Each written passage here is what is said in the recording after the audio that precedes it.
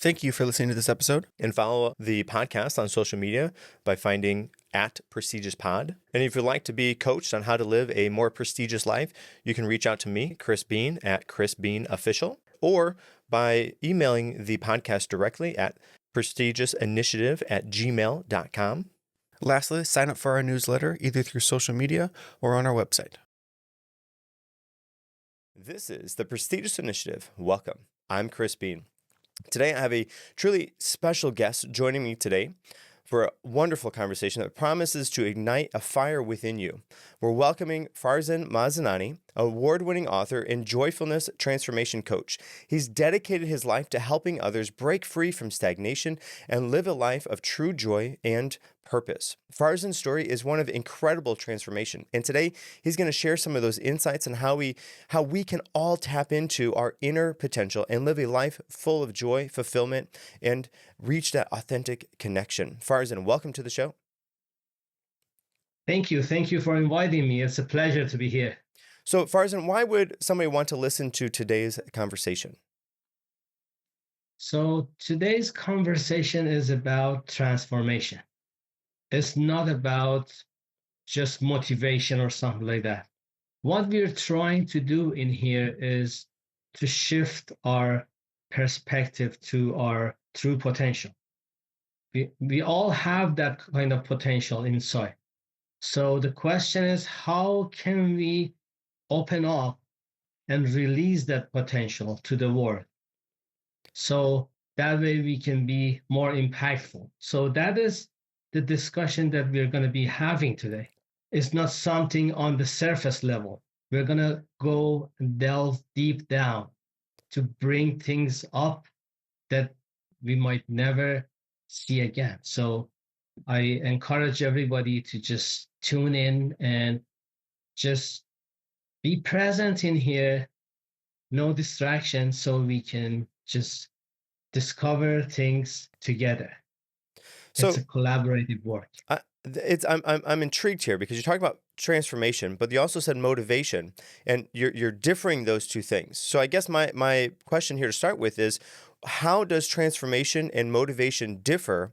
And if transformation is the desired outcome, that's what we actually want, how do we move from motivation or get motivated into that transformation? And what does that look like for somebody? Sure. So I differentiate between motivation and transformation this way. Let's say I'm playing in a league and someone, just like a coach or something, comes and gives me some tips. So I start playing better in that league. And so my improvement is obvious. I'm improving my game. But the thing is that I'm still in that league. So what happens when I advance so much that I don't belong to that league anymore? So they say that this player is playing in a way that is far beyond the level that other people have in this league. So they transfer me to a professional league or national at a national level or something like that.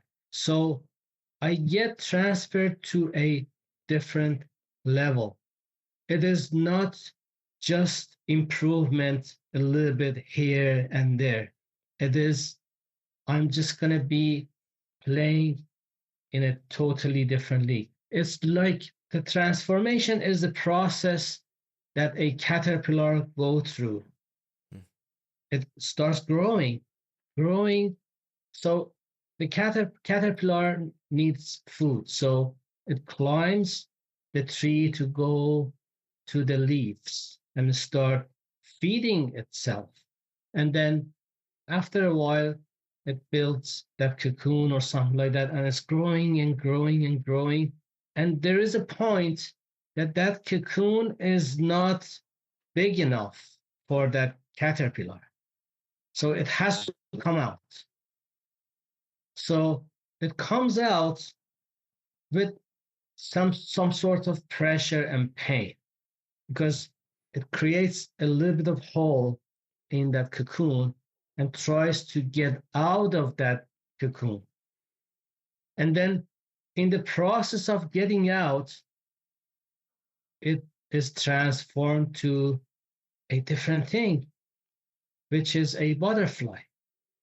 So it can fly. So caterpillar is totally different than a butterfly. They are not the same. And some scientists try to just make it easy for them, for the caterpillars to, so they started cutting that cocoon a little bit, make the hole a bit larger. So it would be a easier process for the caterpillar. And what happened was that the butterfly that came out couldn't fly because it needed the pressure, some sort of pressure, as it was coming out of the small hole to create some power in the wings so they could fly. But with easing up that process for them, they made them not to be able to fly anymore. So that is the transformation. You transform to something much larger scale. And some people call it quantum jump as well. So in the physics, we know that electrons are going on a circuit around the nucleus. And what happens is that there is a phenomenon called quantum jump. And nobody knows how an electron can go to another level, the higher level in that circle. They can make it go, but the problem is that nobody can capture the image of an electron that is shifting from one level to another. So they have all those equipments, all those machines, and no one can do that. They cannot capture the shift. It is instant. Nobody can get the electron in between those circles. So it is moving on a circle in one level, and then they excite that electron. That is the exact word that they use in science. They excite that electron with some stimulation, like heat or something like that. They give energy to that electron. And then it builds up, builds up, builds up.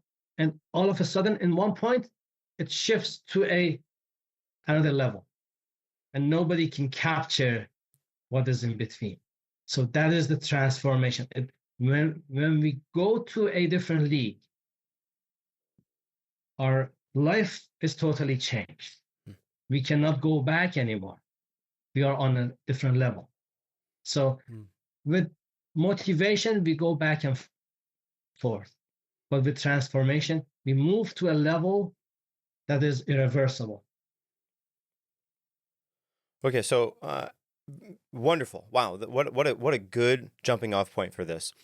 So we move from motivation that helps us in some way to transform. And once that transformation starts to take place, we move to another league. And that explanation of the baseball moving to a whole nother, what a wonderful way to describe that well, because it fits and works in so many different ways, because you move to a different league because you outgrow the people that you're with. But moving to another league is more than just moving to another league just in baseball, but you move to another league, another different type of people, different area, different place that you're in. Wonderful.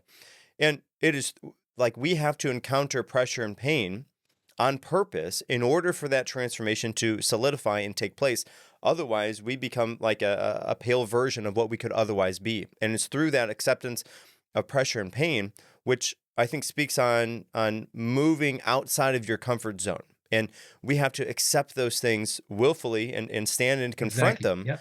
And once we can stand and confront those things outside of our comfort zone, then we can accept them. And we can accept them, we move to another league. And it happens in an instant, immediate shift. And once we get there, there's no going back. We're in that high league, that new league, we're there. And then we need to figure out a way to maintain a sort of normal stasis in that new league.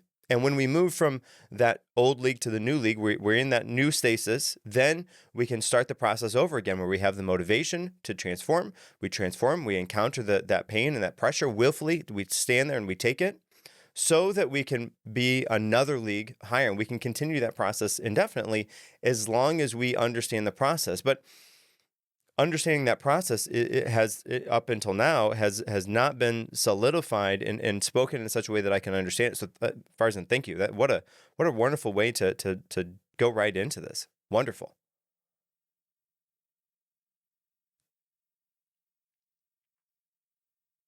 Are you still there? Yeah. Yeah, Oh, it's my connection is a little bit unstable, but I'm here. okay. Okay. All right. So, Farzin, I want to ask you. Your journey really began with a profound search for joy at the age of 12.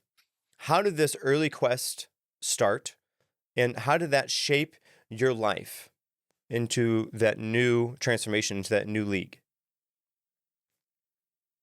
Sure. So I was 12 years old, and I had some big questions. Usually, a kid at that age, they are just playing and they are just involved in regular things in life. But somehow I had some questions about my existence and the source of joy and happiness and um, those sorts of things. And so I started asking my teachers, my parents, and, and my friends about the meaning of life, why I'm here, and what is my purpose, and those kind of things. Nobody could give me the answer. So I had to go and on a quest to find the answer to those questions myself. So at the time, there was no internet. I'm talking about 40 something years ago. And so there was no internet. And we didn't have access to kind of information that we have now. So the only access I had was through the books. So I started gathering books in my personal library and going through different paths to find the answers to those questions. And I was not satisfied with the shadow of the truth. I wanted to find the whole truth, not the shadow. So on every path I would go, I would gather some information, and after a while, I would feel that there is more. They cannot give me the whole picture. So I would switch between different paths, philosophies, and whatever. So it took me 12 years. In that 12 years, I had more than 1,000 books in my personal library, and I switched between the paths many times. So I was so frustrated not finding whatever I was looking for. So I made a radical decision. I said, I cannot get the information through all the paths that I went through, all the books that I was studying, all the philosophies. So what is my choice? I said that I'm just going to find that myself. So I went to my uncle and I said that you have a room in the basement which has no windows. That is an ideal setting for me. There is a washroom inside. I'm just going to go and occupy that room. He said, why? I explained the things to him and he was open minded. But he said that uh, I feel that you are a little bit excited and you are crazy and to do this kind of things. And I said, yeah, I'm crazy and I'm frustrated as well because nobody could give me whatever I wanted. So I have to discover it myself. So he said that I noticed that you're stupid as well. I said, why? He said that you're going to go inside and die from hunger and not reaching your goal. So I said, yeah, he is smart. So I went to the market and I bought 5 kilos of raisin and I went in. I'm in the room. I close the door, turn the light off. I just wanted to isolate myself from every other stimulant. So I turn the light off. I'm sitting in the dark. And after a while, you don't know the passage of time, if it's day or night or whatever. So you're just sitting there. I started practicing different tools and techniques that I knew. I knew a lot of them. So I started practicing those. I couldn't get the things that I wanted. So after a while, I was frustrated again, so I gave up. So I'm just sitting there, relaxing in the dark. I don't know how many days has passed. I'm still there. And all of a sudden, an experience came. That experience shifted my life. It was one of those epiphanies, one of those breakthroughs, the transformation that I was looking for. So, what was that experience? That experience was like this. I'm sitting there and I felt that my heart is getting warm inside my chest. And then I felt that that heat is spreading all over my body. All the cells in my body was warming up, getting the heat. And then on the outside, I was sweating and shaking. And all of a sudden, something happened. So it is hard to explain what happened, but sometimes we can use a metaphor. So the way I describe it is like this. Imagine that you have an ice cube in your hand and you go by the ocean and you drop that ice cube into the ocean. What happens is that that ice cube is floating on top of the water and then it starts to melt, starts melting and melting and melting. When the last piece is disappearing, there's no ice cube anymore. It's just water. It's just ocean. So the same thing was happening to me. I was melting from inside to the point that all of a sudden I felt that there is no separation between me and anything else. So what happened was that in that moment, I got all my answers. So all the things that I had as a question was answered. So I came out from that room. When I came out, I noticed that it was close to 5 days. And I came out with a couple of realizations. The first one was that there is a difference between happiness and joy. Because happiness depends upon outer circumstances, but joy is coming from inside. So we carry joy in our hearts. If we be able to get access to that source of happiness, which is joy and is inside, it doesn't matter where we are, we can have that kind of happiness all the time. So the second realization was there's a difference between knowledge and wisdom. So what is the difference? Knowledge, you can find it in books, in paths, in different things outside world. But knowledge is just pieces of the puzzle. So the approach for the knowledge is bottom up. So you put all the pieces of the puzzle together to find something. But there is something else which is called wisdom. And wisdom is the source of knowledge. Wisdom is where the knowledge is coming from. So it's like a container which contains everything in it. And that source of knowledge, which is wisdom, is located in our heart. It's like the story of that farmer in Africa. So the neighbors came and they said that we are wasting our time in here. Let's go and find diamond instead of just wasting our time in here farming. So he sold his farm and went all over the world to find diamond. And after a few years, he passed away. He couldn't find diamond. So the other farmer who bought the farm was digging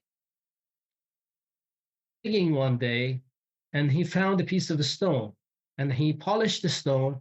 It was a little bit shiny, so he took it to the jeweler and they found one of the largest diamond mines in Africa in the same farm that the first farmer sold to go out and find a diamond. He was sitting on it. but he didn't know that. So same thing is with us. We have the source of knowledge, which is wisdom, carrying it in our hearts all the time. So if we dig in, we can find whatever we want. We are the answer to our questions because we're carrying those. So that was the second realization that I had. So the third realization was that there is a difference between pain and suffering. Suffering is mental. Suffering is the product of misusing our prefrontal cortex. Prefrontal cortex is whatever that is separating us from animals, from other species. And it's very strong. We can use it to build a lot of things, but sometimes we misuse it. How? I might punish myself 100 times for a mistake that I made long ago, years ago, by just thinking and going through that guilt and shame and those kind of things. So I punish myself several times for something that I committed one time. So we are the only species who is doing it. So that is suffering. And pain is different. Why? Because if you go to the gym, you lift those weights and you feel the pain in your muscle. But you know that that pain is helping you to grow, to build muscles, and to get stronger. So it's like a snake who is growing and all the skin doesn't fit anymore. So we have to shed all the skin. So that is part of the process, like that caterpillar that has to go through the pain of going through that small hole to develop the wings to be able to fly. So that is the process. And so I experienced all those uh, different shifts in my perspective. Now I came out, I had to live with it, with that new consciousness. So I started shifting my mindset towards life because before that, my mindset was that life is your enemy and everyone wants to just harm you. So you have to protect yourself. I have to always be on my toes because other people might harm me. So I would build art on myself. So I just did it. So where did that come from? When I just explored, I noticed that it came from the time that I went to school. I started going to school because before going to school, I was a happy person, a child, going to the playground, playing with other kids, and I was very playful. And so you go to school, you have to sit down and you have to listen to the teacher and you have to do the homeworks and you go to the yard, you get pushed by other students and you feel betrayed by your mother because how come a lovely mother that I had is doing this to me? So that is the mindset that the kid has. So you start shifting your perspective from a friendly universe to a hostile universe. And then you have that guard, up. So after the transformation, I shift back to the friendly universe perspective. So that was the transformation that I had. So I knew everything is happening for me, not to me. So I was embracing whatever that was happening in my life. So one of them was a few years after I was working in somewhere at work. I lifted something and I injured my back. So I lost my job. I couldn't continue that job. And so at the time I was married, so I was worried about not having the income and those kind of things. So long story short, I carried a chronic pain for 15 years. And remember, pain is the catalytic factor Mm. for growth. So I carried that pain for 15 years. It was chronic. How? Every week, almost every week, I had to go to physiotherapy or something to just get rid of my frozen neck because I couldn't turn my head to the sides. I had shoulder and neck frozen. So every week I would get it. And I would go to the specialist. They would say, we cannot do anything. We sent you to the MRI test and everything. That nothing is showing up. We cannot point to a specific muscle that is injured. And they would give me medications, but they wouldn't work. I would go through the process again and again and again for 15 years, almost every week to just manage my life. And so after that, a friend of mine came over and she said, maybe I can help you. I said, I've been in all those specialists, the top notch specialists, they couldn't help me. How can you help me? She said that I'm going to give you a couple of phone calls. So she gave me a couple of phone calls and she released the trapped emotions that I was carrying in my body. And she explained that sometimes the things that we experience on a physical body is not just physical, it has a background because our cells regenerate. And after 2 months, 3 months, 6 months, all the cells in our body is different. The new cells are replacing the old ones. So it is not physical, it's something else. So she released the trapped emotions that I had at the time of accident. And so she explained that trapped emotions are those unprocessed emotions that we carry. Let me give you an example. You're driving back home from work and somebody cut you off in the traffic and you get mad and you start swearing and you go home and you talk about those crazy drivers on the road and stuff. So that anger in that case can become a trapped emotion because it's an unprocessed emotion. So we carry with our, guess what? Prefrontal cortex. We Mm. analyze everything, we mentalize everything.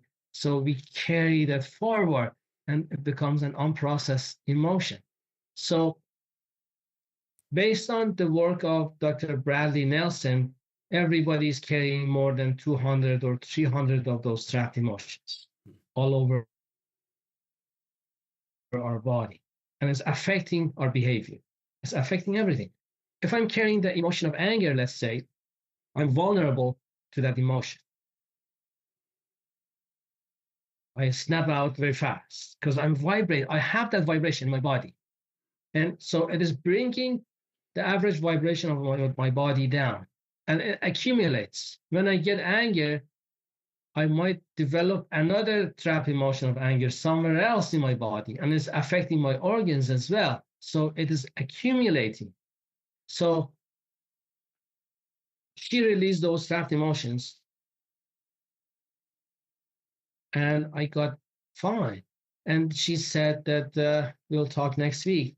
So I was expecting to get the pain again next week, but it never came back. Mm. So it was done. It was the root cause of my problem. So, and she said that you have the talent to do the same thing for others. And so that was a change in my path from the engineering perspective and the things that I was doing before and analyzing and mentalizing everything. I became a trap emotion code practitioner. I went to Dr. Bradley Nelson and got the training and became emotion code practitioner, helping others to just mm, release those blockages that they carry, that causes a lot of things in our life. All right, so I got So a handful of different areas to go in, but I something that you said really struck me as very interesting, and it was earlier on, but I want to kind of circle back to that. You said that as you were searching all these books, you could see the shadow of the truth. I think that's really a really interesting way to talk about that. And then like the connection there is, so you talked about finding the shadow of the truth. And what is the shadow? Shadow is the dark. Shadow is the area that we don't necessarily want to look into, the area that we don't want to go into. And if the shadow of the truth is there, that means that the truth could be there. We see the truth perhaps, but maybe from the backside, because oftentimes when you're in the shadow, we're not in the light, we're in the dark. And that is really fascinating to me in one area. But then you went through that practice of sitting in the dark for 5 days. And there's a connection there, because you saw the shadow of the truth, the dark side of the truth, not in the light, but from the dark. And then you brought yourself into darkness for 5 days. You sat, you thought, you pondered all of this information, and then you came out transformed on the other side. So I guess my question is, have you connected those things before? And if so, what is the connection there for you having gone through that? And if not, how do you interact with the way that I put those things together? Hey everyone, it's Chris Bean here from the Prestigious Initiative. If you're looking to level up your life and unlock your full potential, I've got some exciting news for you. My recent guest, Joel Gandara, has an incredible program called 31 Days to Become a Better Man. Joel has packed years of life-changing insights into this easy-to-read book, guaranteed to help you rethink your shortcomings and redefine what it means to be a man in today's world. But that's not all. Joel also offers powerful one-on-one sessions and group classes to guide you on your journey. And he has a special offer for the Prestigious Initiative listeners. You can get $19.99 off the program when you use code PRESTIGIOUS at checkout. Don't wait. Take your first steps towards becoming the best version of yourself today. Visit 31dailychallenges.com and use the code PRESTIGIOUS for your discount. And now back to the show. Yeah, that's a good question. Sometimes we go to a dark room and we try to examine what is in that dark room. We use our senses. We use our hand because we cannot see anything. We use our hand. We go and touch everything. I touch this table and feel it feels familiar. I know it is a table. I touch a chair, and then the items on the table or the bookshelf and stuff. There are some items that I can find, I can discover what it is, or I can guess what it is. And there are some items that is not familiar to me. If I haven't seen something before and I go in the dark and try to just feel it in my hand, I don't know what it is because I haven't experienced that before. So that is what we do with those shadows. The darkness is there. And we try to use our limited senses. And all those paths, they have part of the truth, but it is not the whole truth, because the whole truth is somewhere else. It is not in the books. And there are different interpretations as well. Someone writes a book.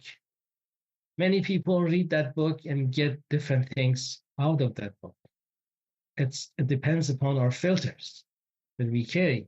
Remember, we were talking about those trapped emotions. They act as filter.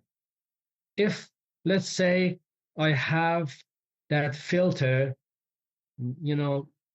like grief. I lost somebody close, and so I'm in the state of grief. I have that dark filter. Everywhere I go, I carry that filter of grief, the darkness. I cannot see the things. And we all see different things. There are no two people who see the same thing. I go out with my wife, let's say, and we're walking, and I noticed that one of the neighbors have put some garbage in front of their house. And I'm thinking about that neighbor who is not responsible and doing things. And my wife is watching the birds and the the trees and enjoying the weather and stuff. For me, that garbage exists, but for my wife, it doesn't exist. Hmm. So we all experience different things based on our inner filters. That is why, as long as we are in those filters, we cannot see the whole thing. Hmm. There are different layers. Let's say we start from the physical layer, on the physical body. Some people associate themselves with their physical existence. They say, I'm male, I'm female, I'm black, I'm white, or something, to gender, race, whatever. And they start fighting with each other for those. But the fact is that I'm not my physical body. Why? What if I cut my hand and put it in front of me? Am I going to be a different person? No, I'm still the same person. So I'm not my physical body. I'm beyond physical body. Some people think that they are their emotions. They say, I'm mad, I'm sad, I'm this and that. They associate themselves with their emotions. But those emotions are just a layer. So if I change my mood, am I going to be a different person? No, I'm not going to be a different person. So I'm not my emotions. Some people think that they are their thoughts. So they have this notion that they are their mind or thoughts. But what if I sit down and don't think about anything? I close my eyes and clear my mind and don't think about anything. Do I still exist?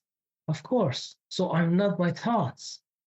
So we are something beyond those layers: physical, emotional, and mental layers. Okay, so And well, where are the problems that are coming from? yeah. All those layers. Hmm. Yeah.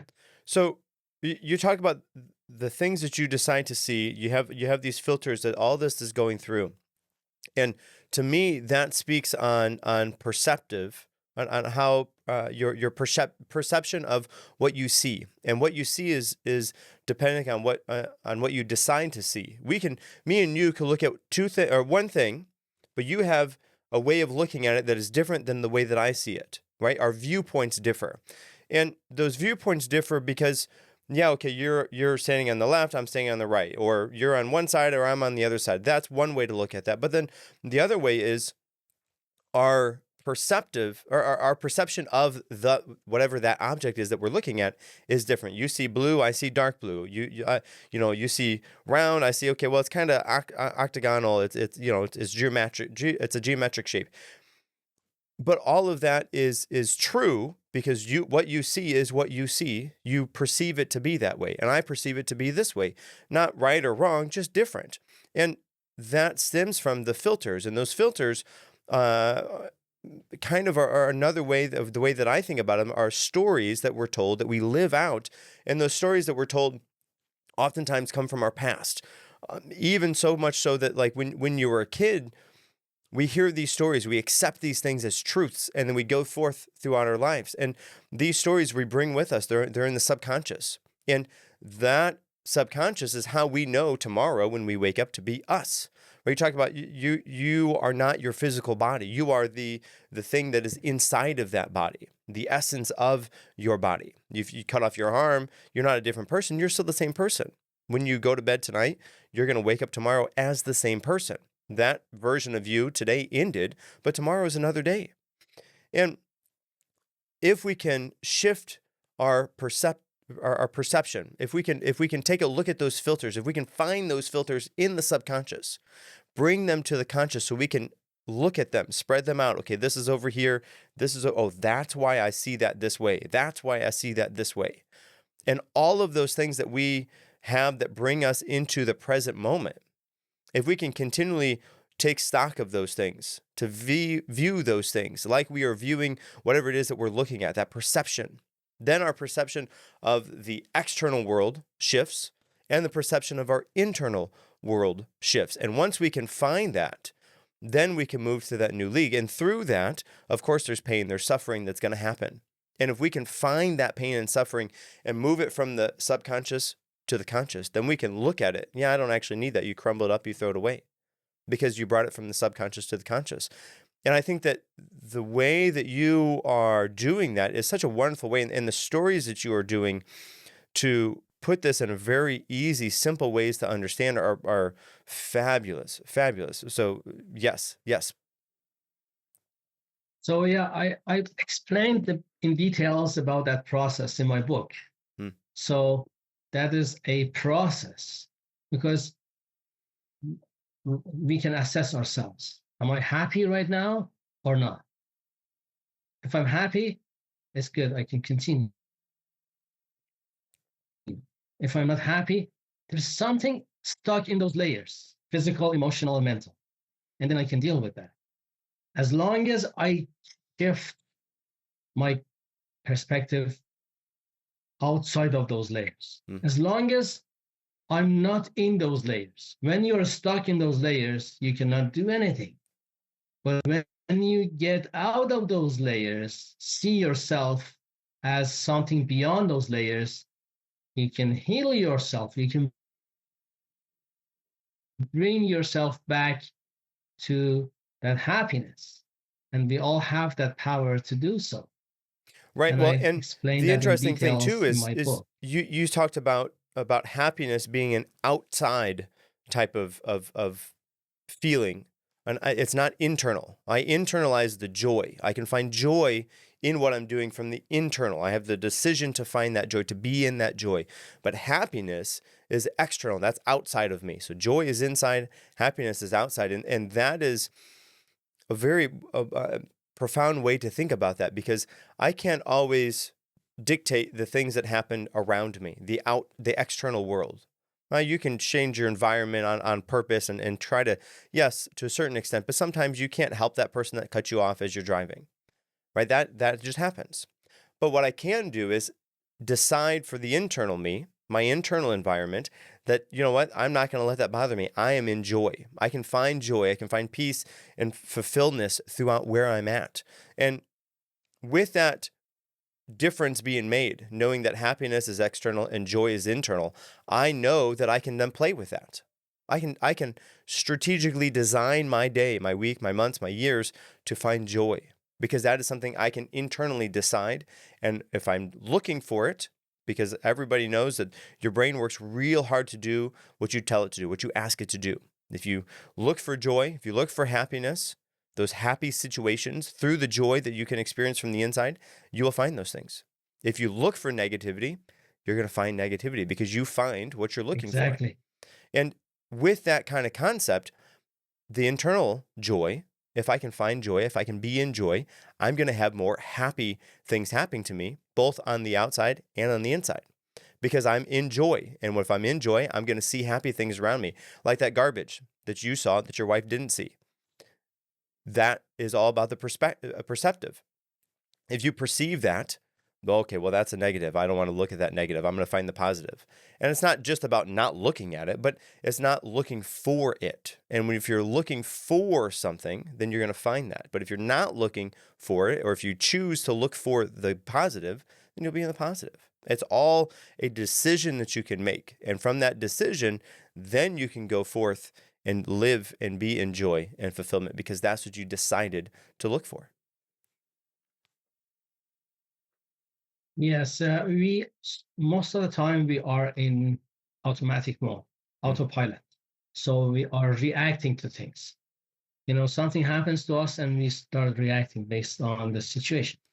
So all it takes is just a little bit of pause to respond instead of react. So when we are reacting, we are not in control. We are effect. But when we are responding, we can be the cause. So that is the shift. But we have to be aware. So I give you an example. Let's say I'm driving in a highway like other drivers, and we are all driving. to go to our destination. And we are thinking about million things. And we are doing different things. And then all of a sudden we are at our destination. It is just like an autopilot. It is how our subconscious works. It gets those processes and brings it to something automatic, because that way we consume much less energy. And sometimes it's a very complicated process, in our body. We have digestion or something like that. It's very complicated, but it does it on the background. And so we have all the power. And so we are driving on an auto mode. We get to our destination. But in the middle of the highway, someone calls me and says that you have to just be here right now. There is something emergency that it has to be done. Maybe there's an injury or something, someone needs help or something like that. So what happens is that I wake up in that moment. I'm driving, but I'm sleep driving. So I wake up. And when I wake up, I can go cut other cars off and drive through them and go to my destination, because the other drivers are sleeping as well, so they are just automatically driving and stuff. There's a distance that they have to keep, so they just, so if I wake up, I can just go through all those cars back and forth and go to my destination, because I'm in the moment. I'm paying attention. When I'm moving with that speed, you have to be very conscious. Because if you start thinking about different things, past and future and stuff, you're going to go to the accident. So I have to be very conscious in that moment to be able to maneuver through those cars to get to my destination faster, because there is an emergency. So most of the time, we are on autopilots in our life. We wake up, do the things that we do at work, at home, and then we go to work and do the things we do at work. We come back and do the same thing and stuff. Our whole life can be on automatic mode, autopilot.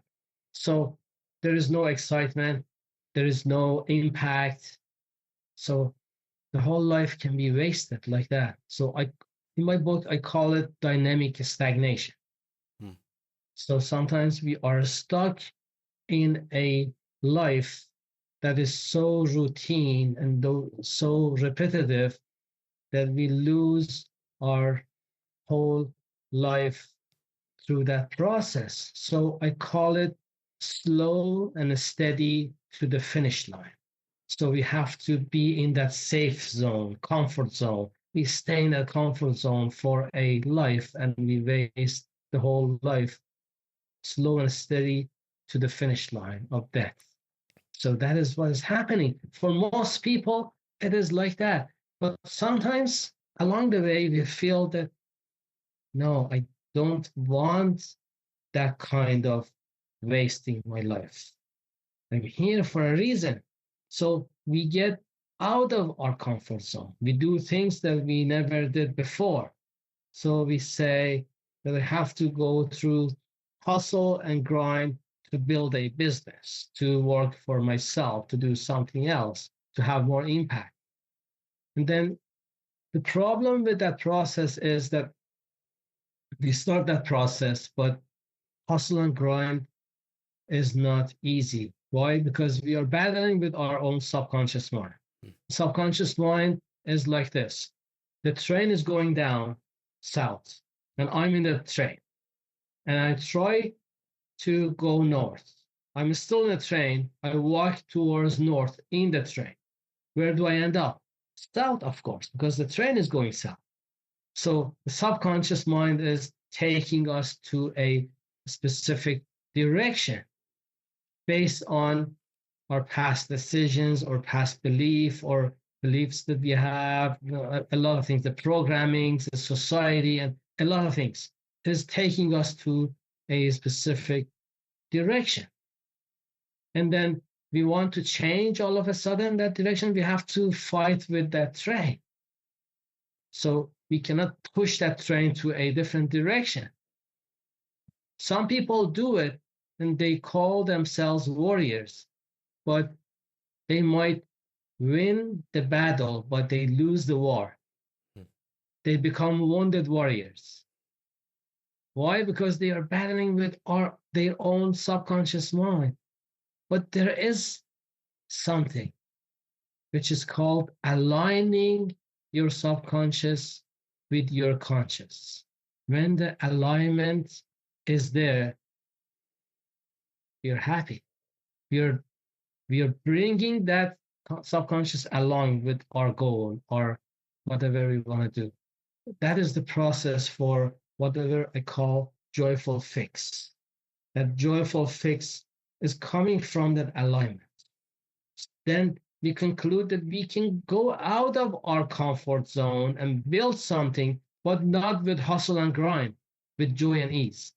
So that is the process of going and building and being impactful and being bigger than whatever we are right now through joy and ease, not hustle and grind. Why? Because hustle and grind can end up, we can get to our destination.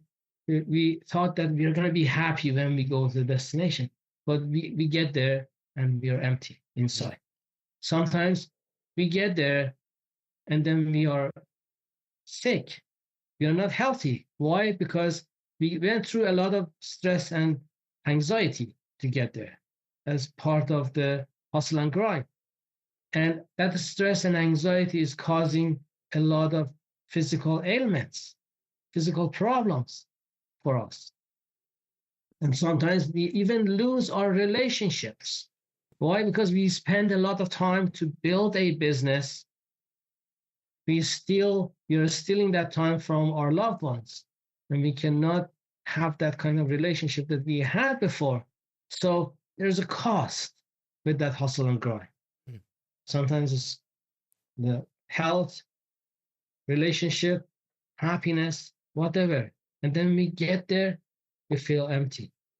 So sometimes the shift is easy. Change your definition, change your life. That is my motto. For example, the definition, what is the definition for success? When I talk to people, most people say, so success is different for different people, but mostly they say that when I reach my goal, I feel successful. And I tell them, with that definition, you're going to be miserable most of your life. Because how many times you're standing on top of the podium in our life? So there are momentary things. But if we change the definition, we say that success is moving towards a worthy goal. That's another definition. But with that definition, we can be successful most of our life as long as we are going towards that goal. So we consider ourselves as successful. But with the first definition, we are not successful till we get to that destination. So there are ways that we can enjoy the ride, enjoy the path to success.